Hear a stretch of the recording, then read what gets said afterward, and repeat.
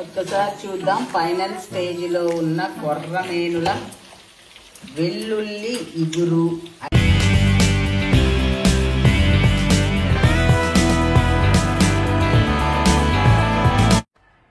ఇగురు చేస్తున్నానండి.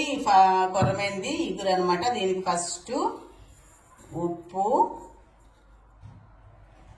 తర్వాత కొంచెం పసుపు, తర్వాత కారం వేసి బాగా పట్టించాలి ముక్కలకి ఫస్ట్.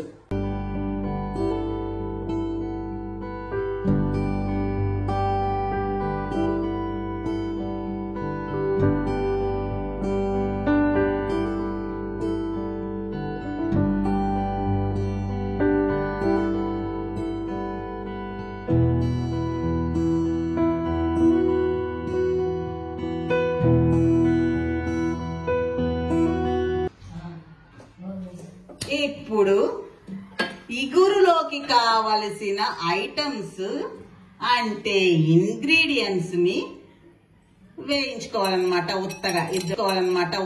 ఇద్దండి కొన్ని మిరియాలు, కొంచెం మెంతులు,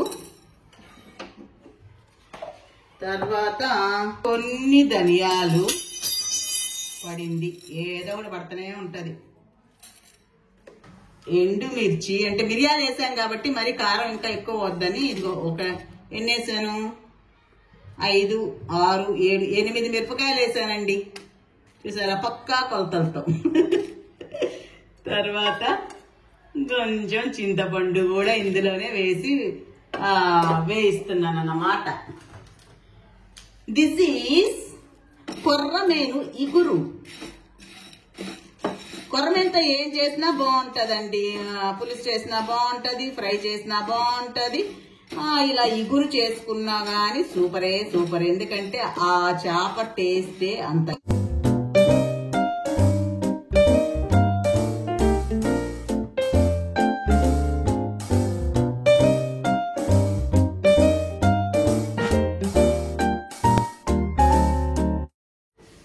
నూనె వేసానండి, కొంచెం ఎక్కువే నూనె పడుతుంది, ఇగురు కదా, అందుకనేసేసి దీంట్లో ఇందాక ఉప్పు కారం అవి కలిపి పెట్టుకున్నాం కదా, ఆ చేపల్ని ఫస్ట్ ఫ్రై చేసుకోవాలన్నమాట.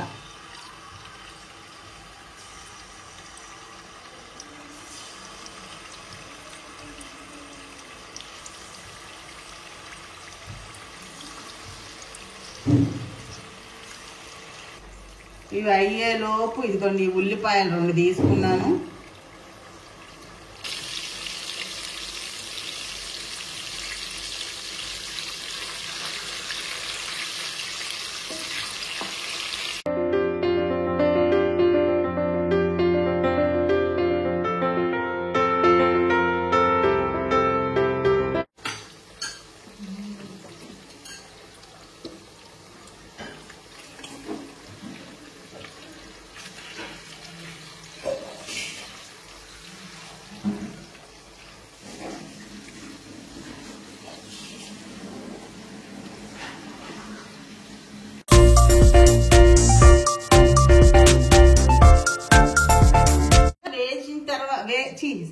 చేపలు వేగిన చేపలు తీసేసాను. అదే నూనెలో ఇప్పుడు మిగతా అన్ని వేస్తున్నాను.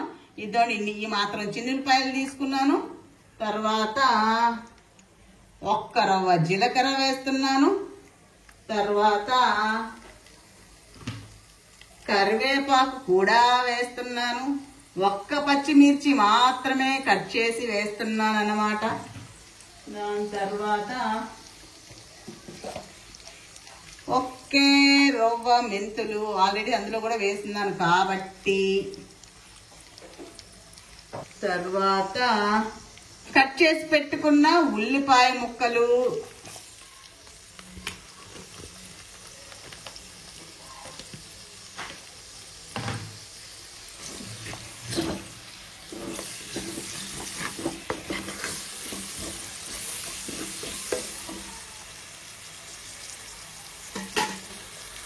కొంచెం అల్లం చిన్నులపాయ పేస్ట్,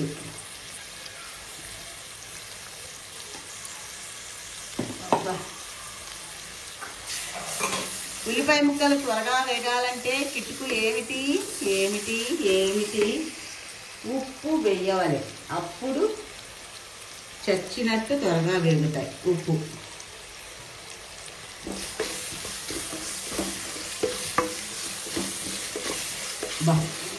ఇందాక చేపలు వేయించిన ఆయిలే కదా ఇది. ఆ ఆయిల్లో ఇది మగ్గుతుంటే వాసన మంచి వాసన వస్తుంది. అసలు ఇది ఉత్తది కూడా వేసుకుందనే చేపల కూర అన్నట్టు మంచి వాసన వస్తుంది. ఏమిటో వేసేస్తున్నా. వేసి కొంచెం అలా ఇలా కలిపి దీనికి ఒక రవ్వ ఏమిటి నీళ్లు వేసి మూత పెట్టి ఒక 5 నిమిషాలు ఉడికించాలండి. మంట తగ్గించి ఇదండి కొంచెం నీళ్లు వేస్తున్నాను. ఎందుకంటే ఈ మన ఉల్లిపాయలు ఈ మసాలా కూడా ఈ చేపలకి అంటే పట్టాలి కదా. అందులో దాంట్లో ఈ చేపలు ఉడుకుతాయి అన్నమాట. ఫ్రై చేసి ఉడకేసి మరగేసి తిరగేస్తే అప్పుడు ఇగురు వస్తుంది. ఓకే, మూత పెట్టేస్తున్నా.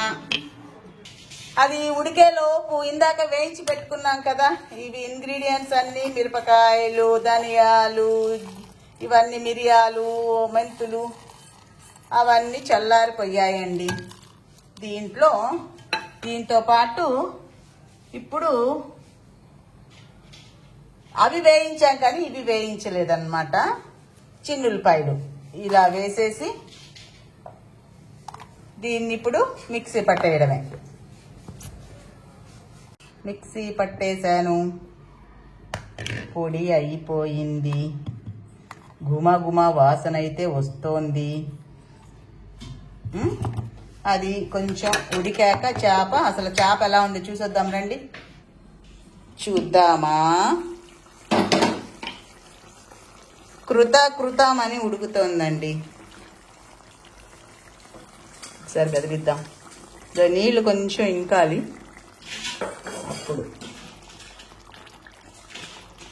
ఇప్పుడు ఉప్పు సరిపోయిందో లేదో చూసుకోండి ఒకసారి. నేను కూడా చూస్తా. ఆల్మోస్ట్ దగ్గరకు వచ్చేసిందండి. అడుగంటకుండా అప్పుడప్పుడు ఇలాగా టెస్టింగ్ చేస్తూ ఉండాలి.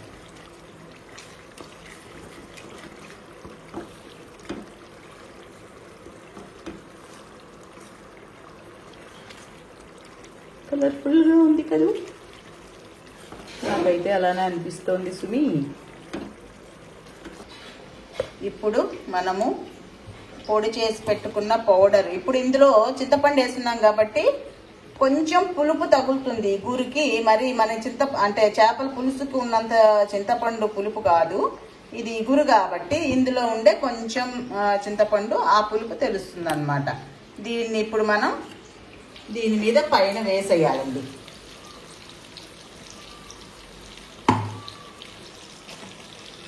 వేసేసాం కదా. దీన్ని ఇప్పుడు చిన్నగా ఇలాగా ముక్కలన్నిటికీ పట్టేటట్టు కింద ఉంది కదా కొంచెం గ్రేవీ, దాంట్లో కలిపేసామనుకోండి చక్కగా ఈ ఫ్లేవర్ కూడా ముక్కలకి పట్టేస్తుంది అన్నమాట.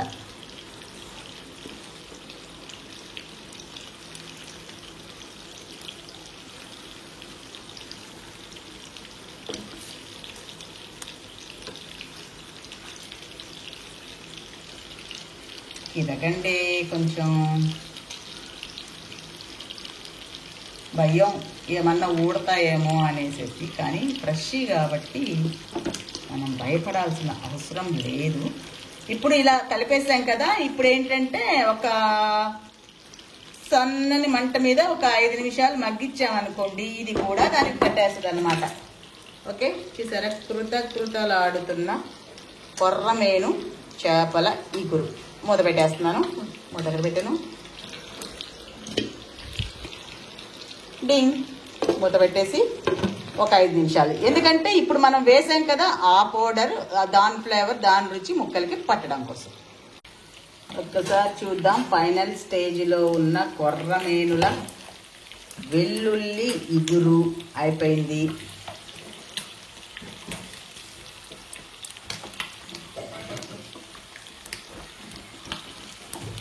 ఇంకా మంట తీసేస్తున్నానండి.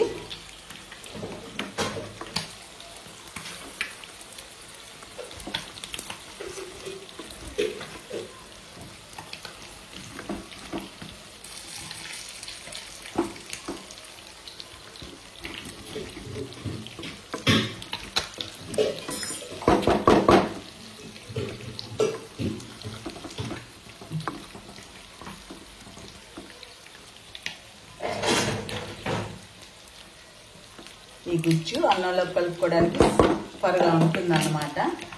దాని మీద కొంచెం కొత్తిమీర చల్లేస్తున్నాను. అంతే, ready ready ready ready ready.